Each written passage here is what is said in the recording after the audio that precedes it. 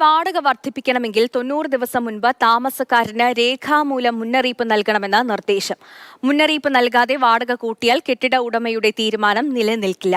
വാടക കരാർ പുതുക്കുന്നതിന് 3 മാസം മുൻപ് നിരക്ക് വർധനയെക്കുറിച്ച് വാടകക്കാരനെ അറിയിക്കണമെന്നും അധികൃതർ നിർദ്ദേശിച്ചു.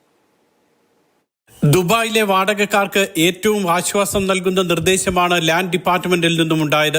ചില കെട്ടിട ഉടമകൾ വാടക കരാർ പുതുക്കാൻ ചെല്ലുമ്പോൾ മാത്രമാണ് നിരക്ക് വർധനയെക്കുറിച്ച് അറിയിക്കുക. വാടകക്കാരന് സാമ്പത്തിക ബാധ്യതയുണ്ടാക്കുന്ന ഇത്തരം തീരുമാനം 3 മാസം മുൻപെങ്കിലും കെട്ടിട ഉടമ രേഖാമൂലം അറിയിക്കണമെന്നാണ് നിർദ്ദേശം. സാധാരണ രീതിയിൽ വാടക കരാർ പുതുക്കുമ്പോഴാണ് നിരക്ക് പുതുക്കി നിശ്ചയിക്കുക.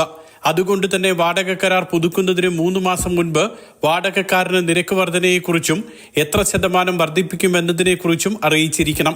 അവസാന നിമിഷത്തിലെ തർക്കവും നിയമ നടപടികളും ഒഴിവാക്കാൻ ഇത് സഹായകമാകും. മാത്രമല്ല, നിരക്ക് വർധന സ്വീകാര്യമല്ലെങ്കിൽ പുതിയ ഇടം കണ്ടെത്താൻ വാടകക്കാരന് സമയവും ലഭിക്കും. പുതിയ റെന്റൽ ഇൻഡെക്സ് നിലവിൽ വന്നതിനു ശേഷവും ഇതിനു മുൻപുമുള്ള വാടക കരാറുകൾക്ക് തീരുമാനം ബാധകമാണെന്ന് ദുബായ് ലാൻഡ് ഡിപ്പാർട്ട്മെന്റ് വിശദീകരിച്ചു.